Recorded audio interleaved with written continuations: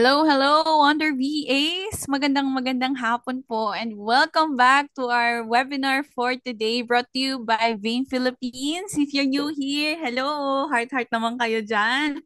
Paramdam nyo naman na nandito kayo, mag-react kayo dyan. And if you're new here, hello, I'm Blessy and I'm one of the social media managers here at Vein Philippines. And joining me is our operations manager, Miss Glenna. Hello, Blessy. Good afternoon sa iyo. And also, good afternoon to our attendees here at Zoom. Meron na tayong 43 and also we are live stream via Facebook. So, hello sa inyong lahat na nandyan. And if you want to get your free certificate, please join us here. Nakapost po dyan sa aming FB page, ang Zoom link. And then, available pa po. Madami pa pong seats dito sa Zoom. You can still join us. Welcome po.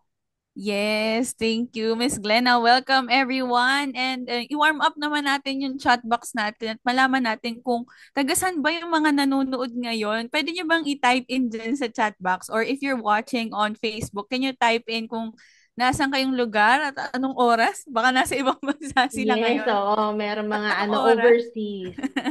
Meron Ayan. na dito, si 30 sabi present. Yes, present. Pa-type in taga saan at ano ang favorite color at favorite number sa electric fan? Ano to? Slam book? Ayan. Taga-Tarlac daw. Ay, hello. Welcome, Jeremiah. Jeremiah.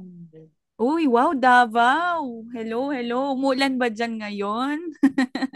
Bulacan, SJDM si Yes. Alma Antones from Uy, Philippines. kapwa Bulakenya. Nagiinit si Ayan. Philip. Ano naman si Philip? Nag-iinit na naman si Philip. Ikaw, ma'am, kamusta ka ba?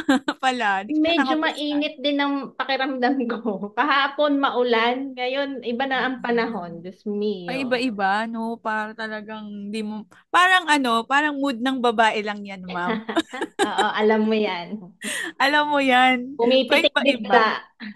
Hindi mo malaman kung anong nararamdaman talaga. Oo, tama ka dyan. Ikaw, Ayan, kamusta ka? okay naman din.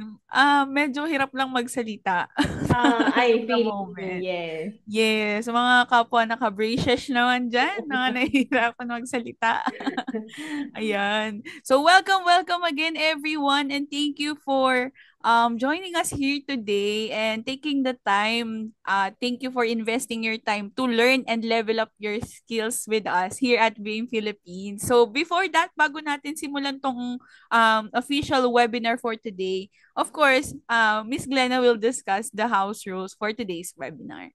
Yes, of course. Dahil meron pa rin tayo mga bagong attendees weekly and dumadami tayo. So, i-share ko sa inyo ang ating house rules para po wala masyadong magiging vague na information or asan ba ito, ganyan, ganyan.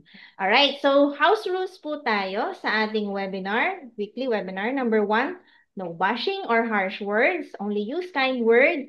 And then, saan po kayo magta-type? Dito po sa Q&A tab because your chat box is disabled. So, yung chat box po is for us panelists to send out announcement and yung link na inaabangan po natin at the end of the webinar for the free certificate. Alright, number four, please use your real name dahil po para, ayan, shoutout namin kayo, nababati namin kayo, and also for us, for you to know na yung question ninyo yung currently sinasagot ng ating speaker at importante yan mamaya kapag magpa-participate kayo sa laro dahil walang anonymous attendee na nananalo, okay? Please stay until the end of the session for the attendance link. Kaya makakatanggap kayo ng free certificate at the end of the week.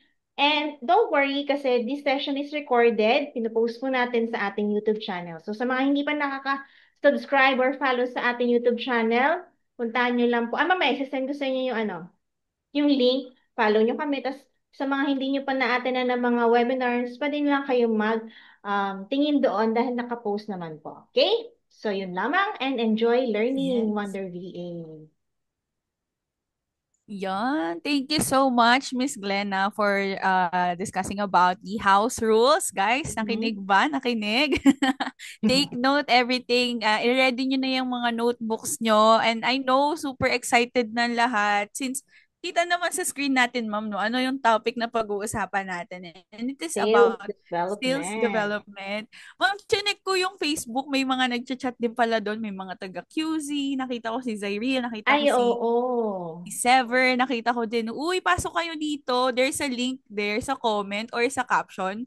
Click nyo lang para maka-join kayo dito mismo sa loob ng Zoom webinar and magkaroon kayo ng free certificate. Right, Ma'am Glenna? Yes, yun nga. Gusto ko yung klaruhin si Sever. Sabi niya, disable po ang Zoom chat. Yes, din lang po kayo sa Q&A tab. Yes, dito tayo sa sa Zoom para mas masaya at saka maka-join ka mamaya sa games, 'di ba? Mm-mm. Yes. Ayan. So guys, before we start, tanong ko lang, lagi ko tong ina-ask kung sino dito yung mga ngayon lang talaga umattend. As in, first time lang nilang natugpuan itong Vain Philippines. Pwedeng mag-wow na lang para makita natin yung mga buttons dyan.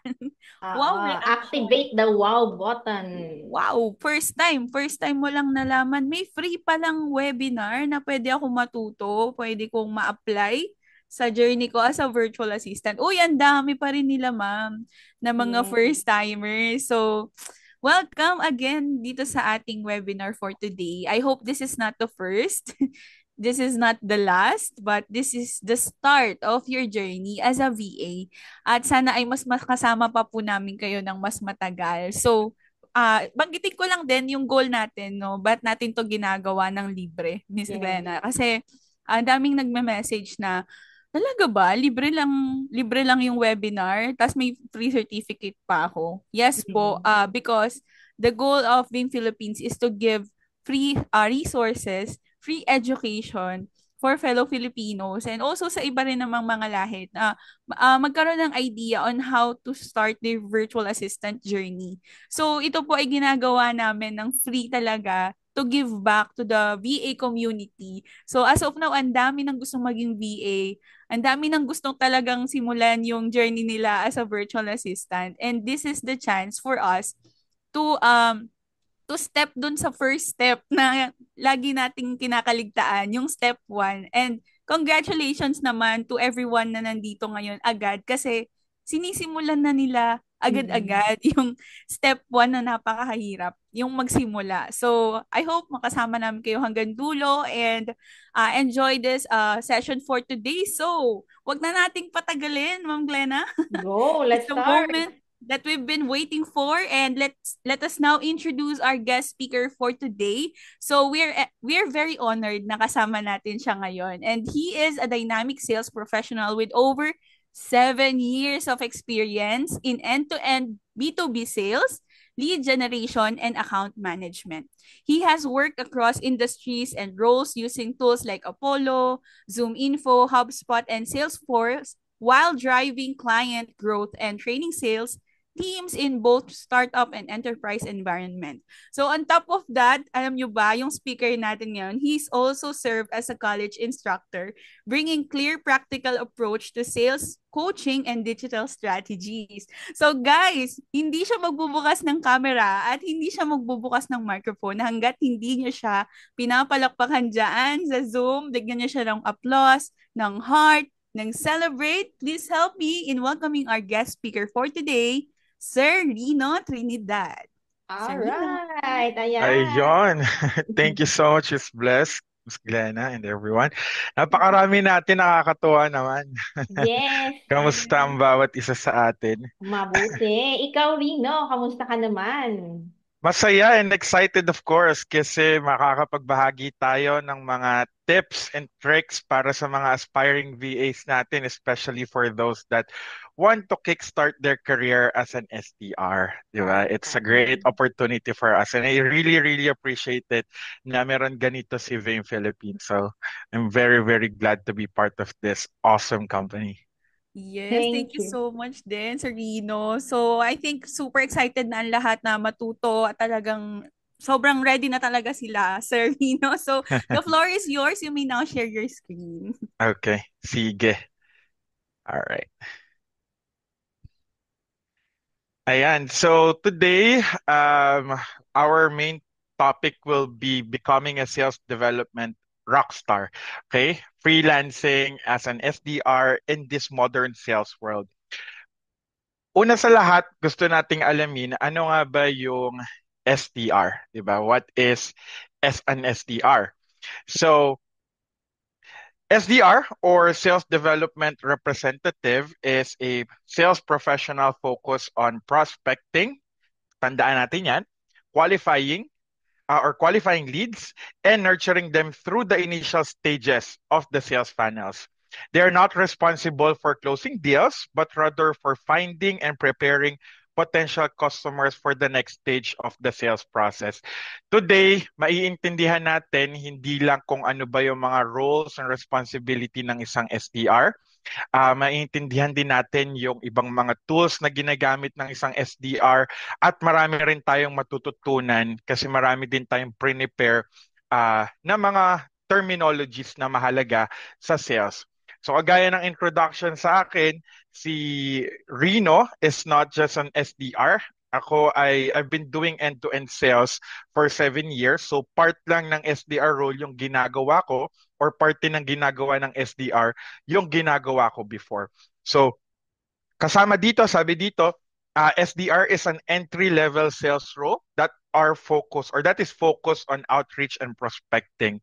Mahalaga po nating matandaan at maisapuso na ang pinaka-mission ng SDR is to create qualified opportunities for closers. So mamaya bibigyan namin kayo ng pagkakataon, if you have pen, paper, if you have notepads in your PC, laptop, or phones, maganda na mag-ask na kayo or mag-prepare kayo ng mga question, especially baka may mga terminologies or jargon ako na hindi pa familiar sa mga hindi salesperson. So for example, nandiyan yung mga sales funnel na tinatawag o kaya tinatawag nating lead. Baka hindi natin alam yun. You can ask those questions later, okay? But gusto ko maintindihan ninyo na ang isang SDR ay napakahalaga. They are very crucial in the sales cycle. They're a very important role. That's why a lot of companies are hiring SDR because they're very helpful when it comes to creating qualified opportunity for closers.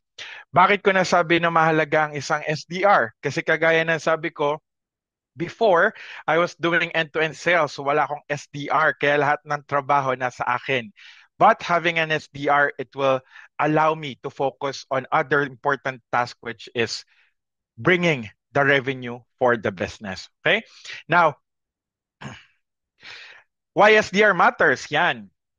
So kagaya na sinabi ko, kanina, mahalaga ang SDR sa sales cycle. Diba?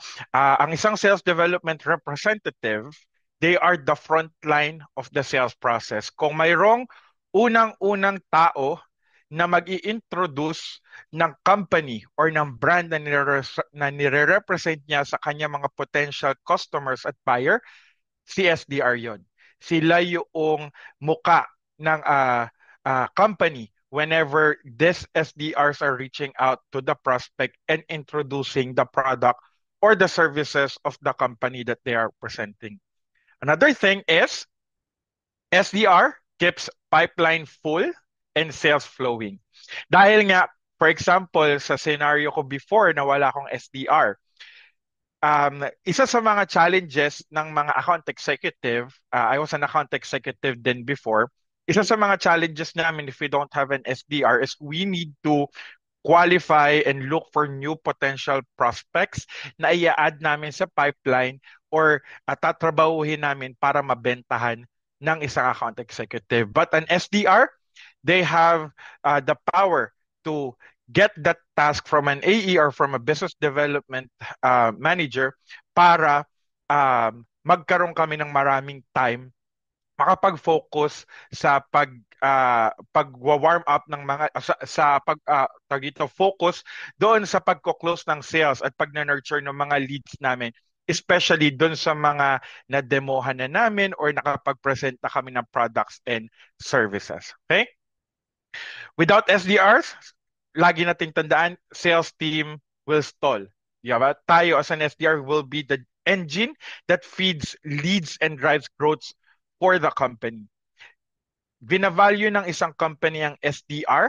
Bakit? Kasi we are the one who's responsible of generating high quality meetings na pasok sa ideal customer profile ng company. Mamaya maintindihan natin kung ano yung mga terminologies na ginagamit ko na ideal customer profiles, etc. and etc. Okay?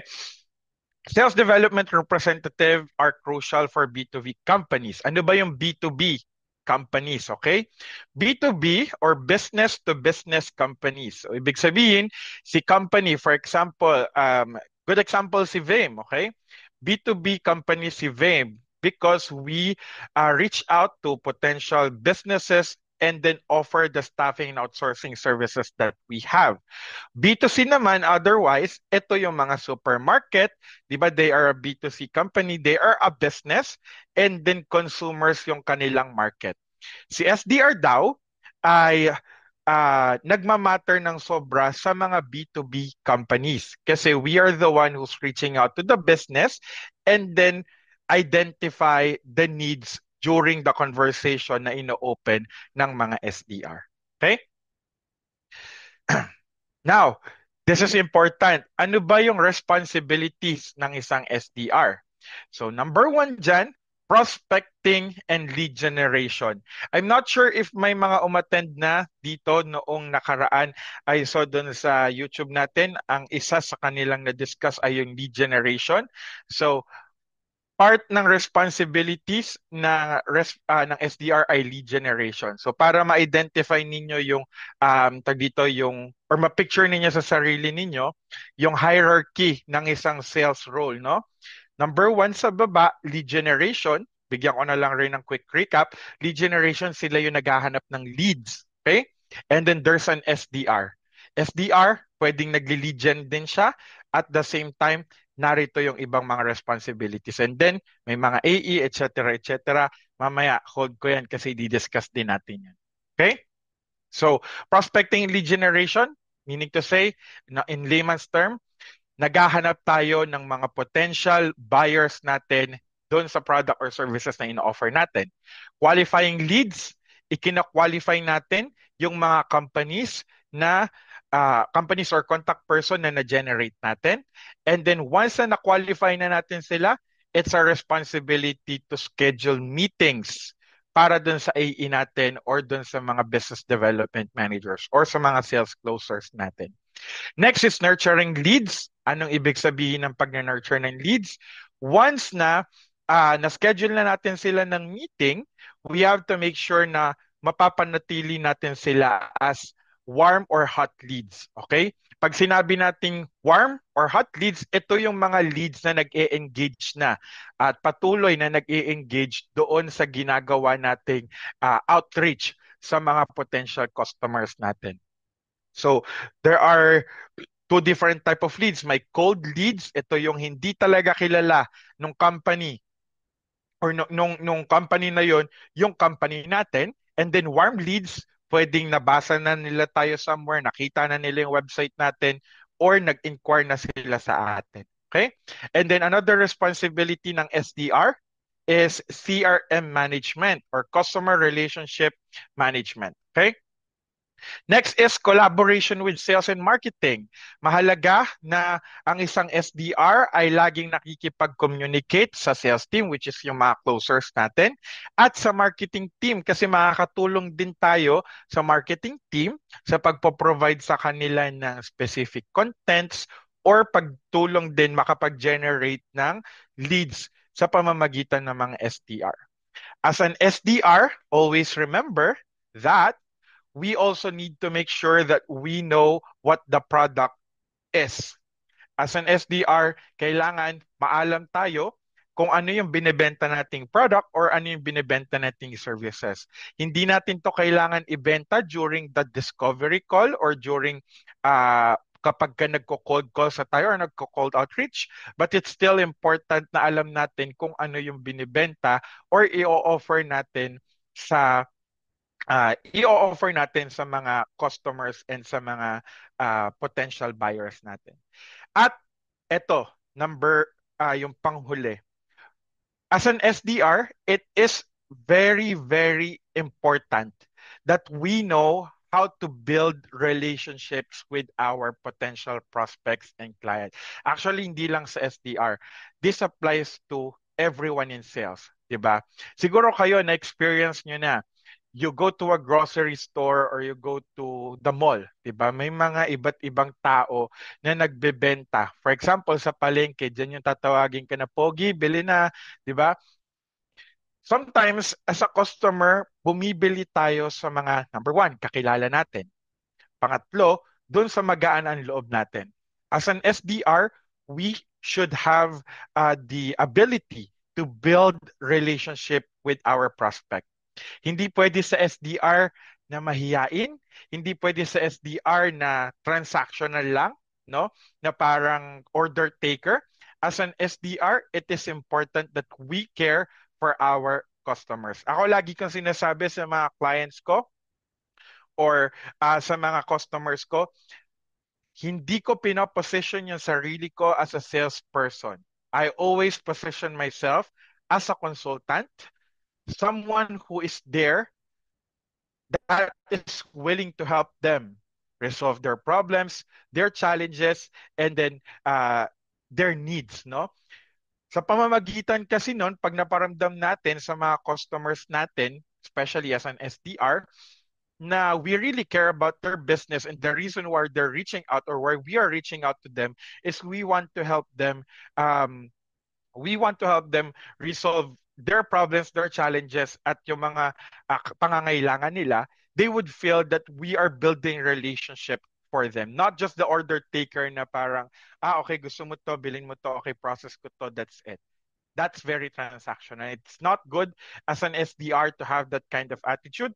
Always remember to build relationship with our potential prospect. Okay? So you'll learn today. You're going to learn as an SDR. It's best that you know how to create cold emails, use smart tools, and get past gatekeepers. Isa yan sa mga problema natin at isa yan sa mga i-resolve natin. Okay? Now, for prospecting and lead generation, sabi ko nga kanina, isa yan sa mga kailangan natin as a sales development representative. Here are some of the tools, no, na um, ginagamit ng isang SDR sa pag-generate ng leads or sa pag-generate ng customer information. Number one is Apollo.io. So Apollo.io is, it gives us emails and job data. So Apollo.io, you can go to the website para at least makita nyo rin yung itsura niya. But basically, Apollo.io, this is one of the most used lead generation tool na ginagamit ng mga SDR. Apollo.io is not just a tool to generate leads. Pwede rin kasi siyang makapag-send out ng mga campaigns or ng mga sequences para doon sa outreach. But basically, it's a sales gamit natin sa pagpa-prospect ng leads. Okay? Next is ZoomInfo. So ZoomInfo is gold for detailed company info. Kung merong pinakamagandang lead generation tool, for example, you have a client and they ask you, because most of my clients, they are asking me then to generate leads. To set up the tech stack sa company nila. So tinatanong nila ako, ano bang magandang lead generation tool ang gagamitin natin? So kaya Apollo at ZoomInfo at instantly nilagay ko dito kasi you will always have an option to suggest din sa mga client natin. Si ZoomInfo, siya yung top tier. No? I-visualize natin siya na siya yung gold pagdating sa pag-generate ng leads. Ang cons lang dito, it's super expensive kasi nga sobrang powerful ng tool na to, no? Yung data na pinoprovide niya, sobrang accurate din, mostly. Tapos marami ring company information na makukuha tayo kay ZoomInfo. Then, kapag gusto niyo naman ng hindi ganun kamahal, budget-friendly lang yung isasuggest natin kay client, then we can go with Apollo.io. So Apollo.io, it's a powerful lead generation tool as well. It has millions of company information na pwede nating ma-generate or makuha ng email address, phone numbers ng isang potential customers. Again, sabi ko nga, si Apollo meron din siyang option to send out emails. Meron din siyang option um, to create task, especially if you're going to do multi-touch touch point sa uh, sa pag-outreach natin sa mga potential customer natin. And then we have Instantly. So si Instantly naman, it's like Apollo, okay? Siya si Apollo, pero mas magaling din siya ng konti kay Apollo. Kaya ganun natin siya i-visualize. Bakit? Si Instantly has a lead generation tool, or meron din siyang option para makapag-generate tayo ng leads. Meron din siyang email verifier. So, na-verify niya yung mga email address na meron tayo doon sa generate nating leads at i-check niya instantly kung qualified ba or kung active ba yung email address na yon. Instantly can allow us as well to send out emails from multiple domain. So medyo technical na to, no? Baka na-overwhelm na kayo. Pero yung Instantly kasi, or generally, pagka nagsiset up tayo ng campaign, ng outreach campaign as an SDR, si Instantly, pwede tayong mag-set up ng multiple domains. Ibig sabihin, sa isang campaign, for example, mag-outreach tayo or mag-reach out tayo sa mga grocery stores, halimbawa, dito sa Philippines. Oh, backwards lang ako para at least nakakasunod kayo at na-visualize niyo siya, okay? So, ang company natin, for example, we are a food manufacturing company, okay? So, for example, tayo si Rebisco, no? Good example, si Rebisco. Si Rebisco, mag-create tayo ng campaign for Rebisco, okay? Ang potential na i-outreach ni Rebisco para mabenta yung mga crackers niya ay mga grocery stores sa Philippines. So gagamitin natin either si Zoom Info, si Apollo, or Instantly to find those leads or yung mga grocery stores sa Philippines. Okay? Isa yon sa mga gagamitin natin. Sila, alin man dito sa tatlo. Now, if we want to start the outreach, let's say mag-i-email na tayo sa kanila, magko-calls na tayo or magko-connect na tayo sa kanila sa LinkedIn, we can use this prospecting and lead generation tools like Apollo and Instantly. Kay Apollo.io, 5 lang yung maximum na emails na pwede nating magamit. Kasi lagi nating tandaan, pag nagsasend out tayo ng cold outreach or ng email outreach, hindi rin pwedeng sobrang dami. May limitations yan para hindi mai-spam yung email outreach natin. Okay? 5 lang kay Apollo. At hindi rin natin na-verify kay Apollo yung mga email address na nakuha natin kay Apollo. Now, kay Instantly naman, you can add kahit 50 or 100 email domains, iba-iba. For example, rebisco.com.ph, rebisco.com, myrebisco.com, it's a rebisco.com.ph. Yun yung tinatawag nating domains. Kapag marami kasing domains sa isang email campaigns, we have the power to reach out to many people nang hindi na-i-spam yung domain natin or hindi na-damage yung domain ng isang company. So si Instantly, yung perfect na tool na gagamitin natin if we want to reach out sa maraming companies or sa maraming tawag dito, sa maraming grocery store sa Philippines. Pero if we want a very personalized, hindi rin ganun kalaki na outreach, let's say 100 groceries on a daily basis, pwede na si Apollo. Okay? I hope malinaw yung pagde-distinguish dun sa mga tool na ginagamit ng isang SDR sa part na to. But these three can help us to build targeted lead list and then identify ICP. Now, let's talk about ideal customer profile. Sige. So, ano ba si ideal customer profile? Ayan. Ideal customer profile is a detailed description of a company. Again, of a company, not an individual, that would benefit the most from your product or service and is most likely to become a high value long-term customer. Kakakain ko lang kasi. An ICP includes firmographic, technographic, behavioral, and environmental data such as number one, industry. Sino-sino ba yung mga industry na pasok sa banga ng product or services ni Rebisco? Okay? Gaano kalaki yung company na i-reach out natin? Baka kasi sobrang mahal ng Rebisco. Baka 300,000 pag ang pinaka-minimum na kailangan bilhin ng isang grocery store kay Rebisco, no? So kailangan na identify din natin yung company size. Location, 'di ba? Sabi ko kanina, Philippines, yung tawag dito, i-reach out natin. So, kailangan alam natin or baka naman kasi gusto na rin mag-expand ni Rebisco to sell Rebisco sa ibang bansa dito sa Asia. Tech stack, ano yung mga tech stack na ginagamit nila? 'Di ba? Pwedeng may machine ba sila? Meron ba silang stall? 'Di ba? Et cetera, et cetera. At may budget ba sila? Ano yung business model nila?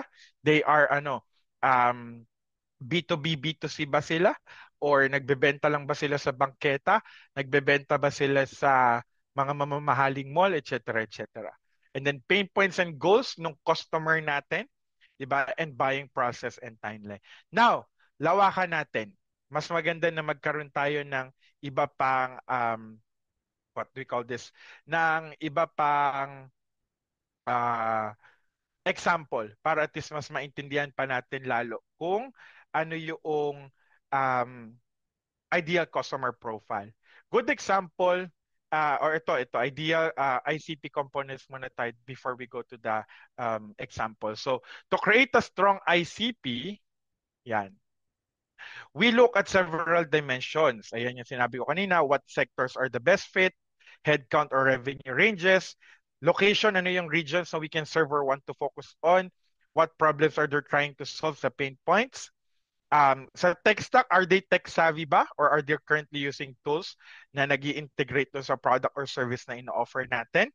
Sino yung mga decision makers na involved sa buying process? Baka mag-outreach tayo sa isang janitor. Of course, hindi naman sila yung decision maker dun sa company.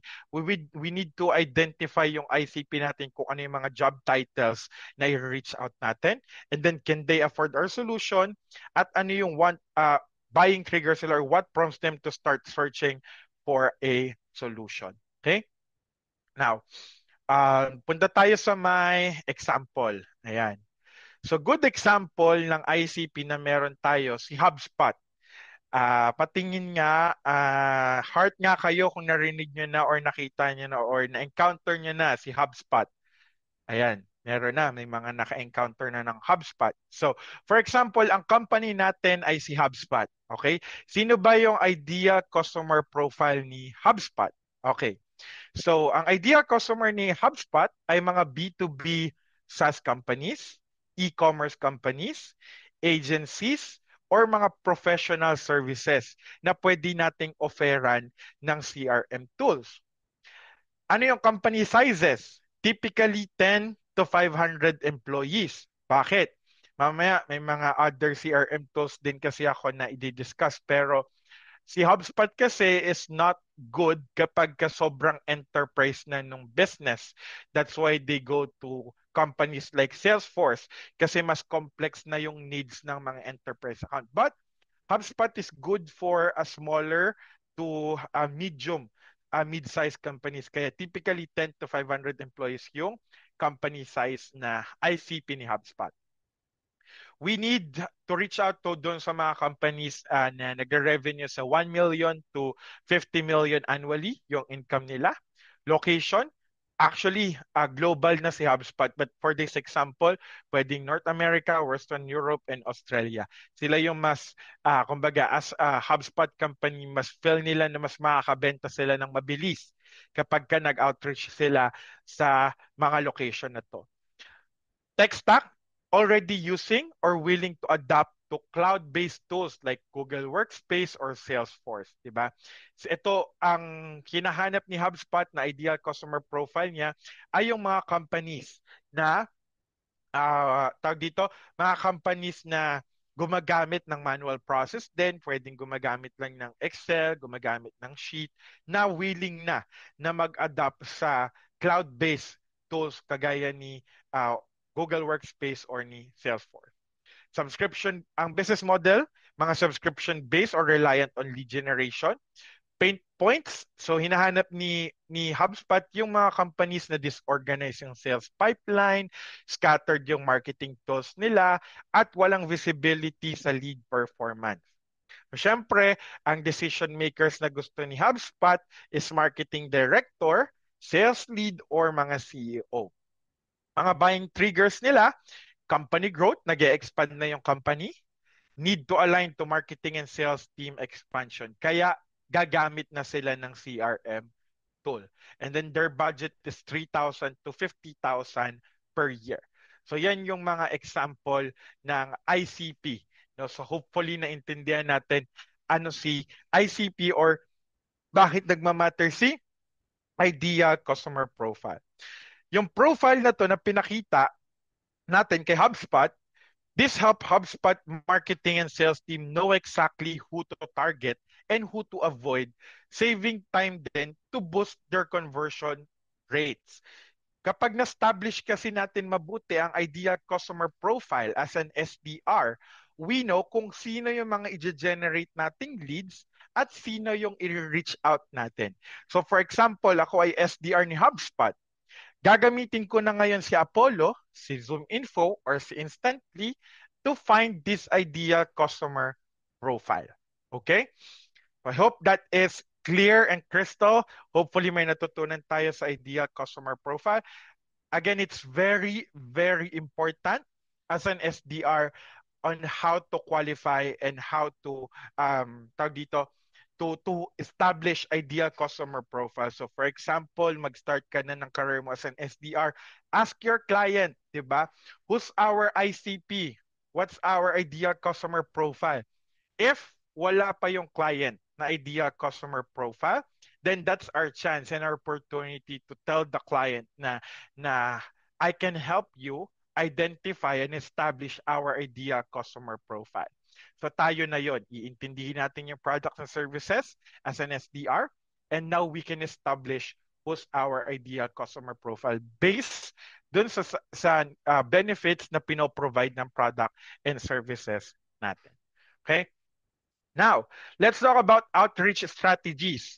So recap lang tayo, hinga lang tayo saglit. Kanina, na-discuss natin yung importance ng SDR, yung role ng SDR. Doon sa role ng SDR, tapos na tayo sa pag-generate ng leads, tapos na tayo sa pag-setup ng ideal customer profile. The next phase, kapag ka nag-generate na tayo ng lead, is yung mag-outreach na tayo sa kanila. There are different type of outreach na pwede nating gawin sa isang lead. So for example, siguro gamitin na lang natin si Rebisco para mas maintindihan natin. SDR ako ni Rebisco. May nahanap na akong lead. Okay? Ang nahanap kong lead ay si RCS Supermarket, si Unitop, si Ultra Mega, si Alpha Mart siguro, 'di ba? Or si 7-Eleven, yung mga convenience store. Para mabentahan ko sila ng Rebisco products, what I will do is to reach out to them. Paano? Number one is by cold email. Personalize. Bakit may exclamation point?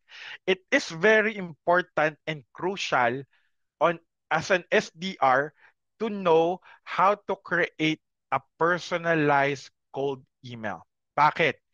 A lot of people, a lot of companies, RCS, si 7-Eleven, si Ultra Mega at yung iba't ibang grocery store, probably naka-receive na sila ng cold email on a daily basis. Dahil marami rin kagaya ni Rebisco na nag-outreach or nagre-reach out sa kanila. As an SDR, we should know how to create and craft personalized emails. Bakit? For us to stand out, 'di ba? Kung ikaw nga naka-receive ka ng email na parang napakahaba at parang feeling mo ang dami kong sininda ng email na yon, automatic itatapon mo yan sa trash, didelete mo yan at iisnabin mo. Pero when you receive a cold email, meaning to say, hindi ko kilala yung company, pero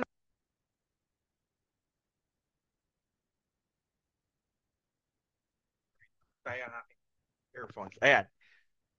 Naririnig pa ba ako? Paki-heart naman kung naririnig pa ako. Ayun, naririnig pa ako. Okay, sige. So, ayun, ang cold email, ayun, so sabi ko nga, nakaka-receive sila ng mga random cold email outreach. Pero, pag naka-receive kasi ang isang tao ng personalized email saying na, for example, um, nakita ni SDR sa LinkedIn ko or sa company ko na na nag-celebrate ako ng birthday or nag-celebrate ako ng milestone sa company or nag-release kami ng bagong product or services or nag-expand kami or any news na pwede nating ilagay doon sa email natin at na-receive yon nung recipient, mafe-feel nung recipient na hindi siya ganun ka-cold outreach at hindi marami yung sinendan ng email na to. It is very personalized para sa akin. Pag ako naka-receive, parang for example, I saw on your LinkedIn post that you just celebrated your 2 years in the company. Congratulations to that. Yada, yada, yada. Mas malakas or mas mataas yung chance natin that we're going to respond. Mas mataas yung chances natin na tag dito, na mapansin at mag-reply kay client compared doon sa emails na marireceive nila na, hi, this is tag dito, hi Blessy, hi Glenna, this is Reno from HubSpot, this is what we do, this is we are a CRM company offering tools for your sales team, etc., etc. Automatic, they don't care about that. Okay? But if we create our cold email and cold outreach that is very personalized sa kanila, malaki yung potential na magre-respond sila sa atin. Okay? I'm not saying na sobrang successful niya at once na nag-send tayo ng personalized email, magre-respond sila. But compared to what other companies are doing, it is very important that on SDR, we do and we craft personalized email doon sa mga nire-reach out natin, doon sa cold email outreach natin. Okay? Next is cold calling with value pitch.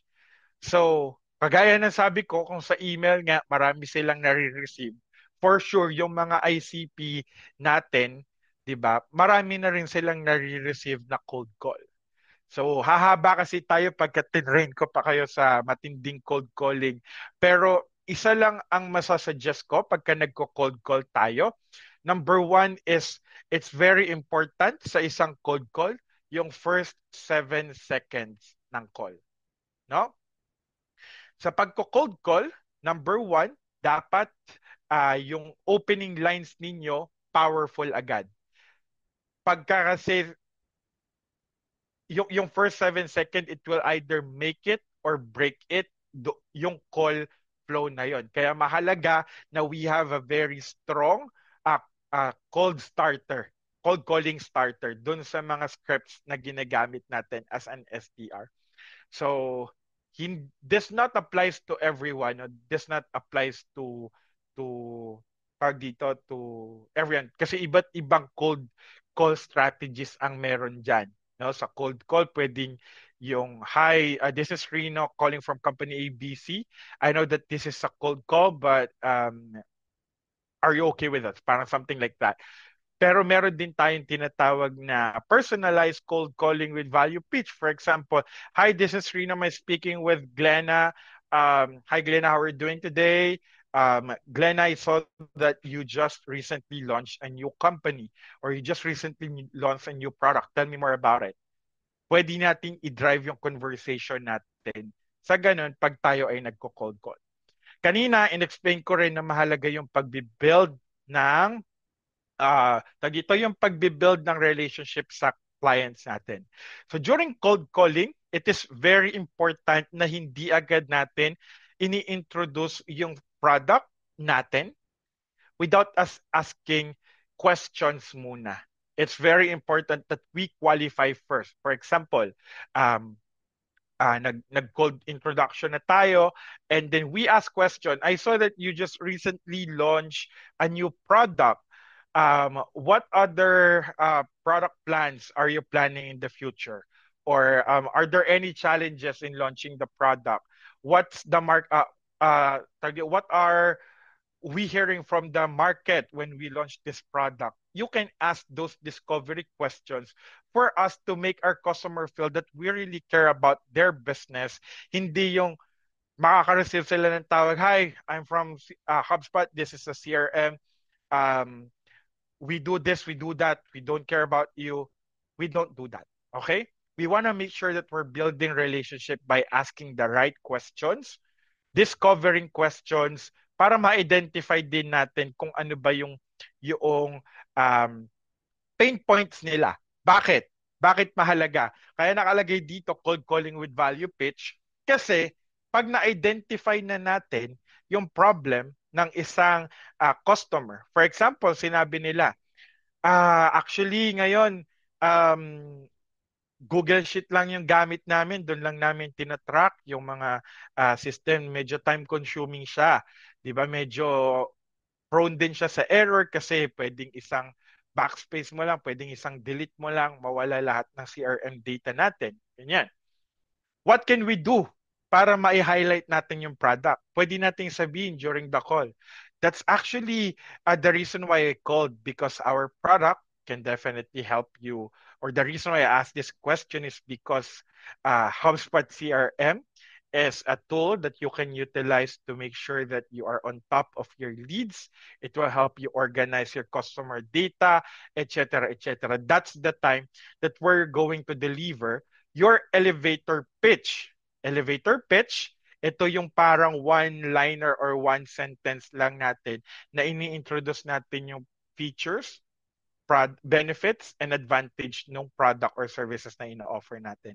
So through that, no, mafe-feel na ng customer natin during the call na, okay, no? Kesa dun sa mga nagko-cold call sa akin na hindi mo na inalam yung kalagayan ko. Pero with this person, with this SDR, nagawa niyang ma-identify, okay, so ngayon, gumagamit ka ng manual process, marami kang mistakes, marami kang errors or prone sa errors. Buti na lang tumawag ako sa iyo at ito yung offer namin. Ito yung product or services na ina-offer namin. So I hope matatak natin sa isip yun yung ganong klase ng pagko-calls o pagko-cold calls para makatulong sa inyo maging successful as an SDR. No? Wag lang tayong mag-SDR just to book an appointment without us understanding ano ba talaga yung problem nitong customer. Bakit din siya papayag magpa-book ng meeting sa atin? No? Another tip, mga aspiring VAs, no? As an SDR, lagi niyong isa sa puso na we are doing this to help our clients. Hindi naman tayo tatawag sa kanila just to set an appointment or to makabenta lang. We're calling them because we are very confident with the product or services na ino-offer natin na makakatulong to sa kanila. Okay? Na makakatulong sa kanila yung products and services natin. That's why, para hindi natin masira yung trust na binibuild natin during the cold call, mahalaga na nag-a-ask muna tayo ng questions before we dive into the value or before we throw the fab or the feature advantage and benefits of the product. Another thing na pwede natin gawin sa outreach strategies is social selling sa LinkedIn. This is the time we're going to connect with them sa LinkedIn, di ba? We probably comment on their post, like their post, engage with them, message them directly on their LinkedIn messages, and then invite them to have a quick chat with us or with the AE. So isa yan sa mga pwede nating gawin. Pwede rin tayong mag-post on an SDR, lalo na kung ang marketing team may mga pinopost about our company. Maganda na pinopost din natin siya sa LinkedIn. Kasi we have to understand that LinkedIn is the Facebook of business professionals. So dyan talaga sila pumupunta if they want to talk and want to think about their company and their businesses. Okay? Now, let's talk about qualification framework, no? So, kanina, inexplain natin na mahalaga rin yung pagko-qualify ng leads. During the call and during the cold outreach, isa to sa pinakamadali, mga kababayan, mga ka-VAs, na gamitin nating dito, strategy sa pagko-qualify ng isang lead doon sa cold call natin. Yung tinatawag nating BANT. Ano ba yung BANT? Budget, authority, need, and timeline.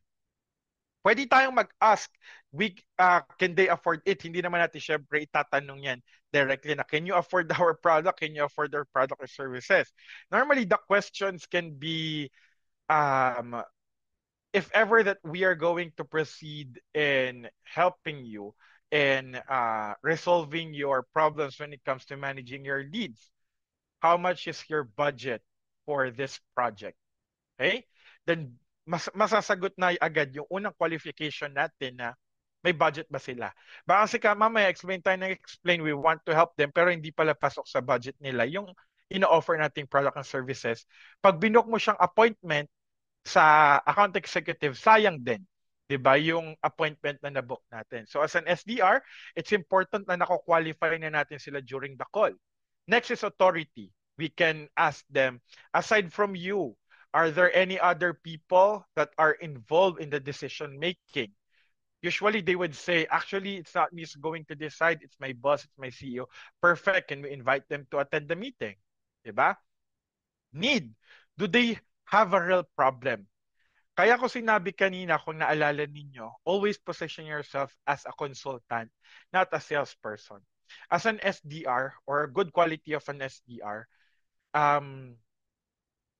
hindi tayo magbebenta, hindi tayo magbubuk ng appointment if we feel like we're not going to help them at all. If we feel like they don't really need it. If we feel like our product and services doesn't give value to their business. We have to make sure that they really have a problem. At pasok siya dun sa bine-benefit or mabe-benefit nila pagka nag-avail sila ng product or ng service natin. Kaya we will ask them, di ba? Ako normally during the call, I ask them, what tools are you currently using? Are there any challenges are you experiencing with your tools? Are there any improvements that you want to see with your current software or with your current tools? Do you have multiple tools at the same time? What do you think would be the impact to your company if nothing changes in the next coming months? Doon natin pwedeng ipasok yung mga ganong tanong para ma-identify natin if they really have a need for that specific problem. And then, are they ready soon? Gaano kabilis yung magiging decision-making process nila? If they said, we are planning this to do the migration the next coming months, we can also at least inform the AE kung gaano rin yung prioritization na maibibigay nila.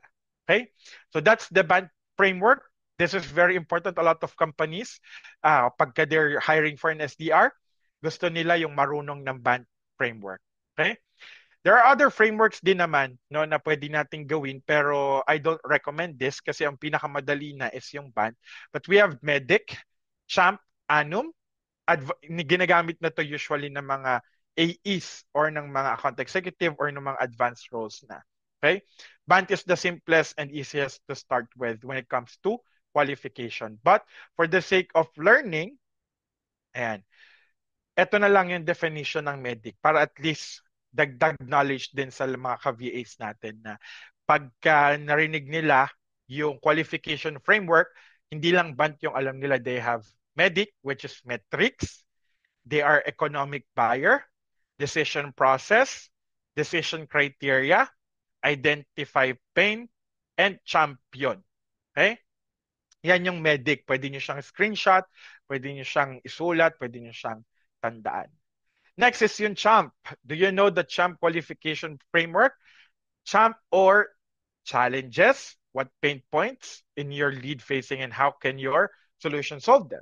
Authority is the lead, the key decision maker for purchasing like your solution. The money, and then priority. Okay? Yan yung isa. Tas ito, anum, authority, need, urgency, and money. Okay? So, almost the same lang siya ng BANT, pero usually kasi, mas madaling itanong yung BANT framework. Usually, maganda yan pagka nagko-calls na tayo. Okay? So, yan yung sa frameworks natin. Okay? Next is tools every SDR should know. Okay. So ano ba yung mga tools na pwede nating gamitin or pwede dapat alam natin? So CRM, na-explain ko na to kanina kagaya ni HubSpot, but we can also look into learning tools like Salesforce, Zoho, Zendesk, Pipedrive, and Go High Level. Sa sales engagement, di ba yung pag-send out ng mga emails, pwedeng si Instantly, pwedeng si Apollo.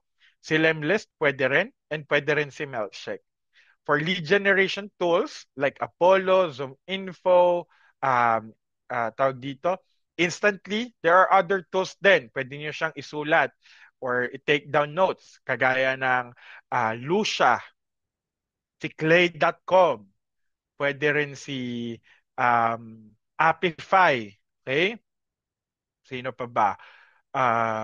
Apollo, ZoomInfo. LinkedIn Sales Navigator, pwede rin yan, no?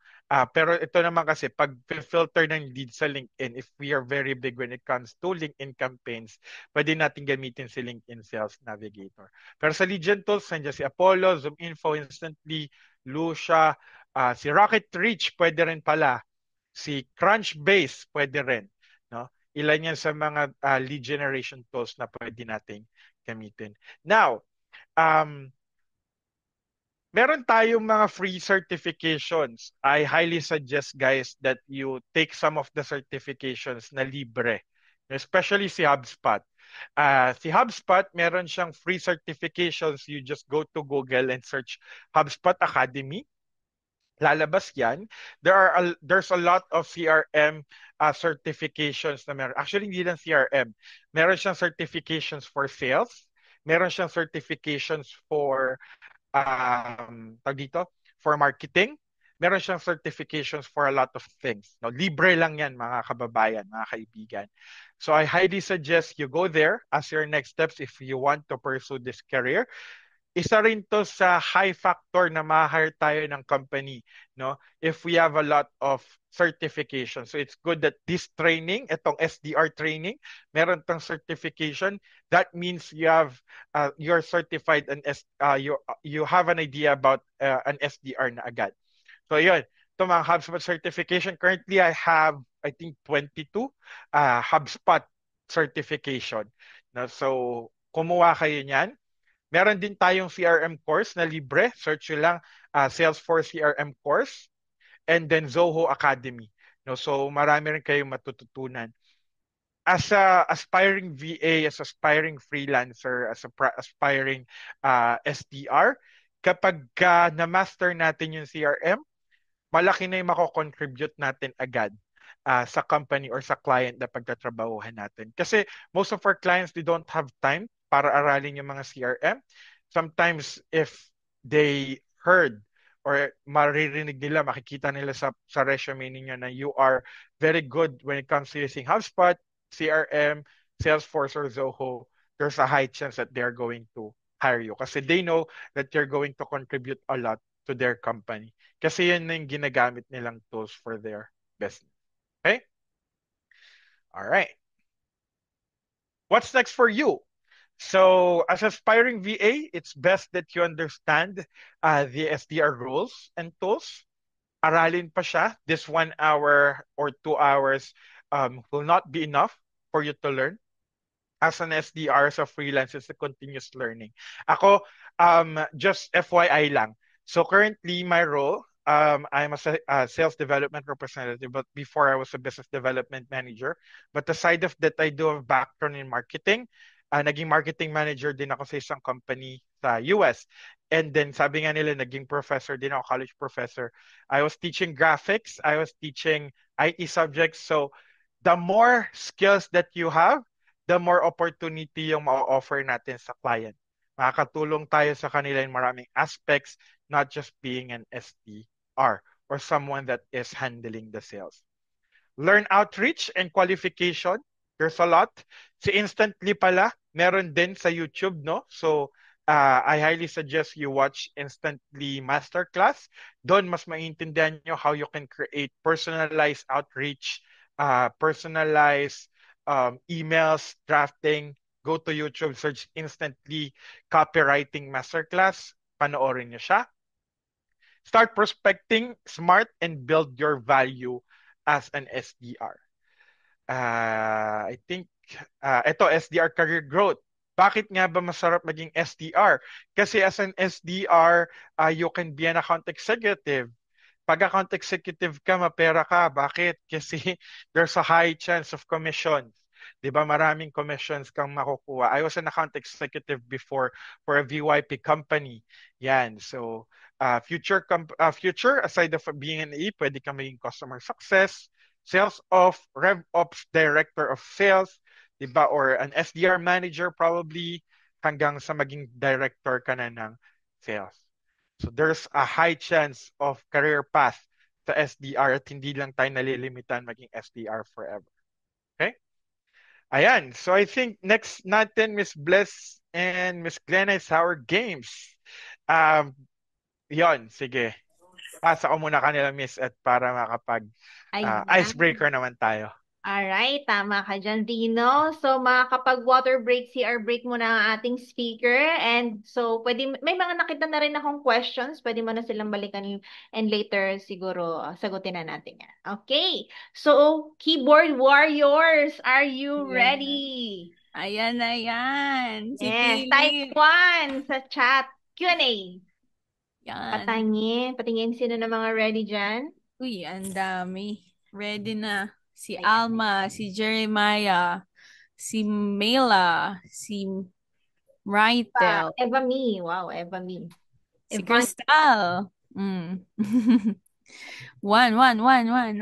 Yes, all right. So dahil nakapag-ready na kayo, and it is time for our game time. And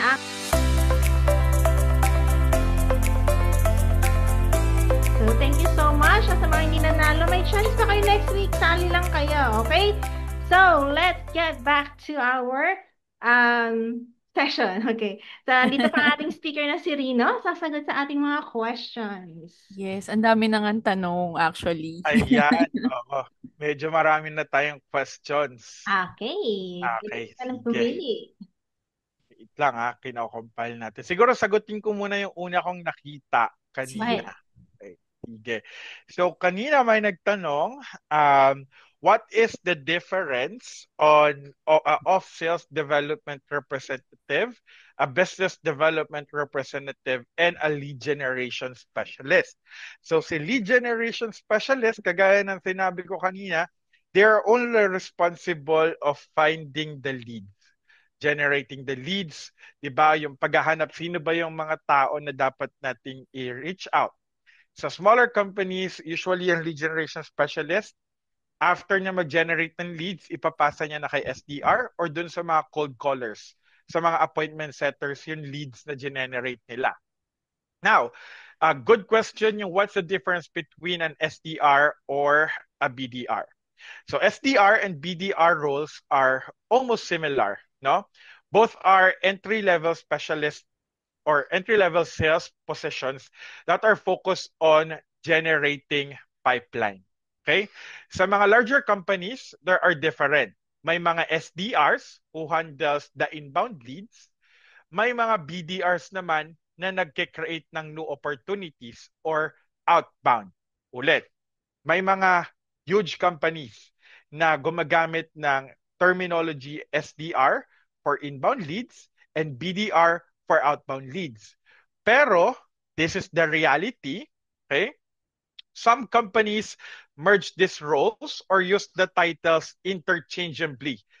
But yung function nila pa rin yung nagmamatter. Marami kasing companies na many companies blur the lines between SDR and BDRs kasi may mga startups or small teams na wala nang distinction between inbound and outbound. They just need to generate appointments. Nagigets ba? So, may mga companies kasi na outbound yung trabaho ng SDR, di ba? Kagaya ng sinabi ko, magge-generate ng leads, magko-cold outreach, magko-cold email. May mga companies din na gumagamit ng BDR na term, which is ganun din yung terminologies. Pero, may mga huge companies na gumagamit ng SDR roles sa pagmamanage ng mga inbound leads. Sila yung tatawag, for example, yung lead nagpunta sa website pero hindi pa nagsa-sign up. It can be an SDR. And then business development reps naman, sila naman yung sa outbound. After mag-generate ng leads, magko-cold outreach, reach out sa mga prospect. Pero again, in reality, especially sa industry natin, SDR and BDR are almost the same. No?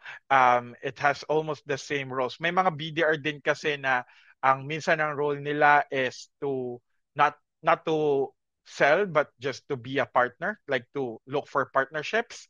No, may mga BDRs na ang trabaho nila is to just parang maging marketing, na kagaya ng marketing na magre-reach out ka sa mga company to send out this email just for us to market these products and services. So, but in layman's term, almost the same sila ng role at ginagamit siya ng maraming companies ngayon as almost the same, SDR and BDR.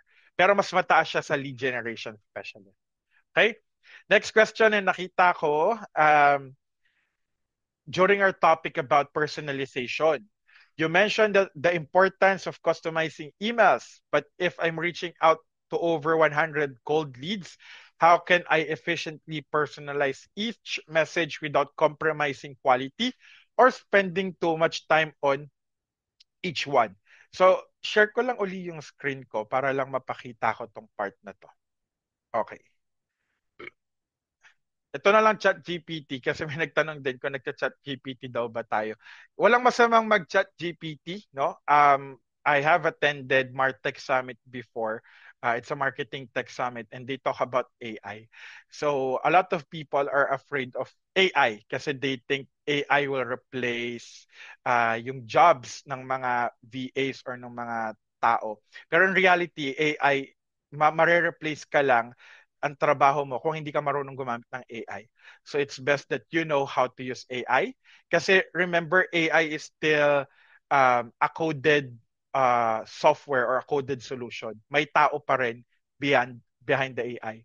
At ikaw pa rin mag-uutos kay AI, ikaw pa rin mag-feed kay AI ng mga information na kailangan mo. So it's really, really important and crucial you know how to use it. Now, to answer your question, this is the part na sinasabi ko, tong Clay, you can use Clay or Instantly, 'di ba? Kasi itong mga tools na to, meron silang ganitong features na hindi mo na kailangan i-manual yung pangalan, yung company name, yung industry, yung pain point, pwede mo yang ilagay dyan, or similar company to, yung solution mo, yung result, pwede ng mga template yung mga yan, no? Na isa-set up mo sa Clay or sa Instantly, no? At again, we can talk about din na ganito. Depende kasi yan sa client mo. May mga client kasi nang gusto nila, I want you to send out 1,000 emails on a daily basis and reach out to them. So, syempre, hindi natin yun mapapersonalize manually na tayo mismo mag-write down ng, tawag dito, mag-write down ng email templates natin. That's why you can use this type of tools like Instantly or Apollo na automatic na yung information. Para pag naka-receive sila ng template, hi, Glenna, noticed that VAME is growing in the digital staffing industry. Have you experienced any problems in hiring the right people? Something like that. Is it a challenge right now? Ito yung good example na we use personalized outreach, not just a typical email outreach na, hi, this is Reno from HubSpot. This is what we do, yada, yada. Okay? So hopefully that's clear. We can use Apollo as well or Phantom Buster as well to use those personalization. I think Apollo as well has an option to create an opener, like a personalized opener line. No, pwede na rin siyang magamit dati walang ganun si Apollo, pero ngayon meron siya na parang you're going to insert dun sa email template mo, insert personalization. So si Apollo na bahala mag-scrape sa LinkedIn ng tao about sa nangyari sa kanya recently or about something about that person. So, 'di ba, napakagaling ni AI, no? So it will really make our life easier in doing that. Okay? Another question, what does a successful day look like for a remote SDR in your company? I think this question can be asked during your interview, but to answer it, as an SDR, of course, you need to make sure that you're hitting your metrics. Ano ba yung metrics na sinet ni client? Is it about booking appointments? It's about the number of leads that you're generating. It's about the number of people that you reach out on a daily basis. That's tag dito, a successful day kapag lahat ng metrics natin ay nare-reach natin. Okay? Any questions? May questions pa ba? Q&A. Wait. Saan yung Q&A? Q&A. Okay. Saan yung Q&A? Ito pala. Sino pa yung may questions dito? Wait lang. Ang dami kasing chat. Ito po, Sir or Coach Rino, I have here a question from Maria Teresa G. Simbulan. So since most of them are an aspiring virtual assistant or mga aspiring na mapunta sa field ng dito sa sales development, and yung iba po ay nagka-career shift. So here's a question that's connected with that. Been with BPO for 9 years. Is it easy for me to apply as SDR? So baka nanghihingi siya ng Yeah, okay. So ako po ay galing din sa BPO, no? So 3 years ako nag-work sa BPO bago ako mag-change into being a sales development or actually a business development representative. So yes, sa freelancing, no, lagi nating iisipin or sa pagiging VA, it's the skills that we have. Yan yung ino-offer natin sa mga clients natin. So if you have been doing or working in the BPO industry for 9 years, meron ka na agad bala. May experience ka na agad na mai-offer mo sa clients mo. Let's say you are a customer service representative for 9 years. Pwede ka naman mag-start or mag-apply sa mga roles na similar to that. And then ngayon, gusto mo talagang i-pursue, let's say, tawag dito, let's say gusto mo mag-SDR. Dahil nag-training ka dito sa Sales Development Representative training natin, you now have the idea on what framework, strategy to use. As long as you know how to communicate, you know how to speak English, hindi ka mahihirapan na mag-transition into doing a different type of roles. Kagaya ko, I was, sabi ko nga, teacher, di ba? Naging teacher, napunta sa call center, and then napunta sa marketing, then napunta sa SDR, and naging BDR. Di ba? So, there's, as long as that you have the skills, you have the ability, hindi ka mahihirapan na mag-transition into being an SDR. Okay. May dagdag ako question dyan. dito, hindi to question pero tip po, how to give the best pitch po yet so short na pwede lang 10 seconds. So, if hindi ka ganun ka-confident sa communication skills mo, feed AI. ChatGPT, ask mo siya, di ba? Create a 10-second elevator pitch. I-feed mo lang talaga siya kung ano ba yung product and services na in-offer mo.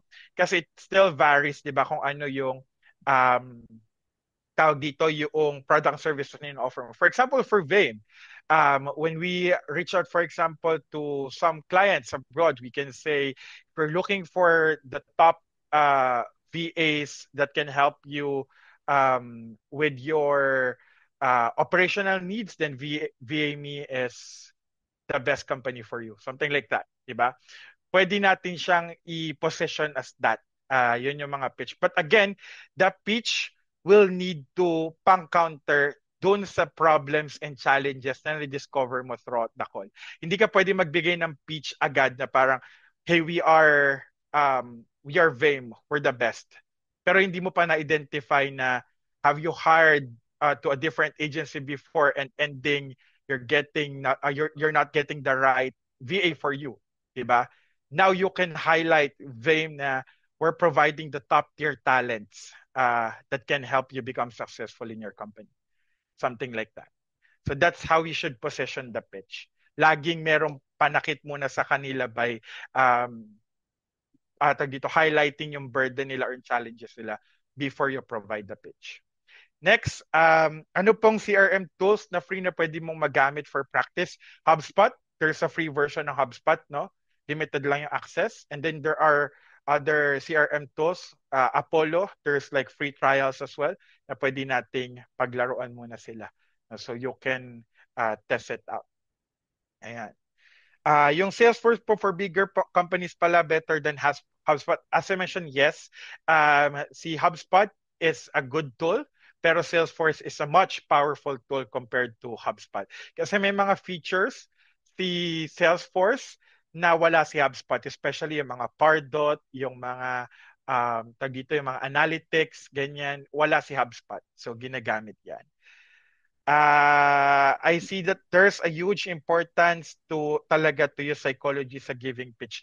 For me, it's not psychology. It's about being authentic and being real, that you really care about the company na kinakausap mo.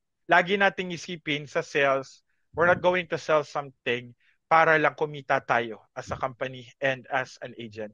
It's best na lagi nating sinasabuhay at sinasapuso na we're doing this for our clients. Kasi tayo rin yung magbe-benefit in the end.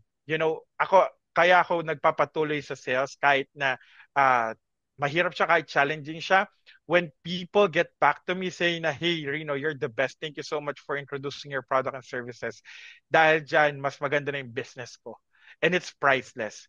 Kasi if we do that, we were able to not just uplift the brand or services na nirepresent natin, but yung character din natin as an SDR or as a salesperson.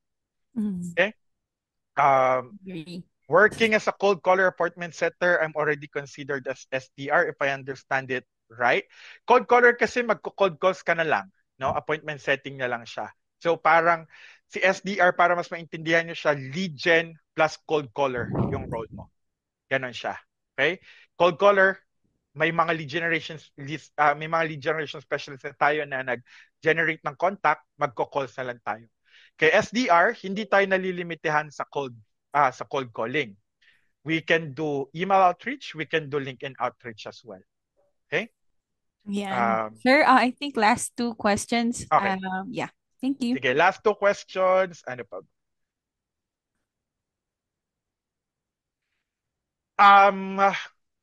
I think the limitation, sige, pili na lang ako ng medyo magandang question. Sige po.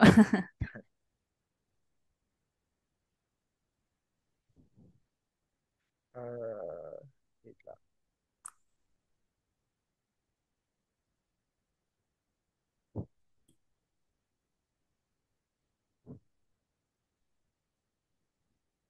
Okay, madali lang. Kapag SDR po ba ang maging work, meron po ba commission? It depends on the client pa rin, no? If there's like a commission in place. Pero syempre hindi siya kasing laki ng mga closers. There are different type of commission structure kasi pwedeng per appointment books, diba? Or per generated. Again, depende yan sa client. More on real property or property management and target na niche. Paano ko po may relate yung CRM? And cold calling, reaching out to clients sa SDR po. Okay. Remember na ang CRM is not just for sales. It's actually for all companies that has customers. Diba? Ginagamit itong mga tools ito para ma-manage nila yung interaction nila with their customers. And then, if you're asking, ang niche mo is real estate property, may mga real estate property and may mga property managers din na gumagamit ng tools pero hindi like HubSpot, Salesforce. I think there are other tools na specific for property management and real estate, no? So hindi lang sila HubSpot and Salesforce. Cold calling, reaching out to clients sa SDR. I think to answer this, generally speaking, all companies need sales, no? Lahat ng company kailangan nila ng sales. Kasi tayo yung nag-generate ng revenue for the business. Kung merong pinakamahalagang part or department sa isang kumpanya, it's the sales team. Kasi walang ipapasahod ang owner kung walang sales team. 'Di ba? Walang maipapasahod, walang maipambabayad sa expenses sa isang company kung hindi gumagana ang sales. Kaya sobrang halaga ng SDR or ng sales itself sa isang company. Ayun. Yes, Yun. Ayan, true. agree. Ayan, I think that's the last question. I know marami pa pong tanong, but I think we can do that on part 2. Uy, gusto ng part 2. Right, Comment part part 2 kung gusto niyo ng part 2. And bigyan naman natin si Coach, si Serino, ng heart applause for finishing the session for today. Yan. At diniscuss. Ay, ang dami gusto ng part 2, sir. Ang dami nagta-type. So, for finishing part this session for today, I know kulang yung 2 hours or 1 hour para ma-discuss lahat. Everything about SDR or sales development. And sobrang dami po naming natutunan. At I'm sure ang lahat ng mga ka-Wonder VAs natin dito ay maraming natutunan din as well. So, ayan, thank you again, Serino. Guys, heart, applause. Yeah. Celebrate for Coach. Yeah. Yeah, panghuling salita na lang, no? Always choose your heart, no? SDR or sales role is not easy, it's difficult, but always choose your heart. Lahat ng trabaho mahirap, lahat ng trabaho, even before, yung mga trabaho natin before we migrate into working remotely, mahirap lahat ng roles. But I would say, sales has changed my life drastically. It enables me to travel, it enables me to help you guys become better what we're doing, which is helping our clients generate revenue for them. No, so always choose your hard wisely. No, there's a lot of opportunity out there. So wag lang sumuko. No, wag lang sumuko. Magkakaroon tayong lahat ng clients, Yes. either sales role or other roles. And we have Vame on our side that can Yes. help us do that. Agree. Yes. So FYI lang si Rino, isa siya sa mga Vame ano natin, employee. So may client siya dito sa atin. Under siya ng Vame currently working. Yep. So yan, sa tama yung sinabi ni Rino, pag napagod, magpahinga lang, wag susuko. Oh, Okay. Yeah. yes. Agree. Ayan, ma'am, let's wrap it up. I think nakasend naman na rin po dito sa ating chat box yung fill out form para sa Yes. attendance natin at para makuha nyo po yung inyong free certificate. So, wag nyo pong kalimutan i-fill out yung form. Ilagay po yung tamang information at tamang spelling para walang problem. And then, also, plug ko na rin yung social media pages ng Vein Philippines. We have Facebook, Instagram, TikTok, YouTube, LinkedIn, and Facebook group. Please like and follow us at Vein Philippines. And for YouTube channel naman po, Work at Home by Vein Philippines. So, pa-subscribe, pa-like, at pa-shout out, pa-mention kung kayo po ay magpo-post about our webinar sa mga nanalo. Uy, baka naman, tag nyo din kami. And ayan, pa-like, pa-follow. And also, baka meron ding account or page si Coach Rino. Oo, May may mga nagtatanong nagtatanong. may pa-training ka daw ba? May pa-OJT? Baka gusto Ano pa lang, pero follow na kayo sa akin. Meron akong Reno Remotely na page. Ayan, Ah, ayan. sige, Ano, share mo puro, din yung link. puro mga aspire, ano pa lang yun, mga quotes na lang, pero Go, Ah, go. pwede na share mo na tayong lang yung link magturo-turo. dito sa sa chat for Dito Yes. sa chat. Okay, sige. Mga Ayan. Search nyo nagtatanong. lang Reno Remotely. Follow nyo ako, guys. Konti pa lang Yes. followers ko. Yan. Magla-like sila lahat. Lahat ng mga umatan dito, ha.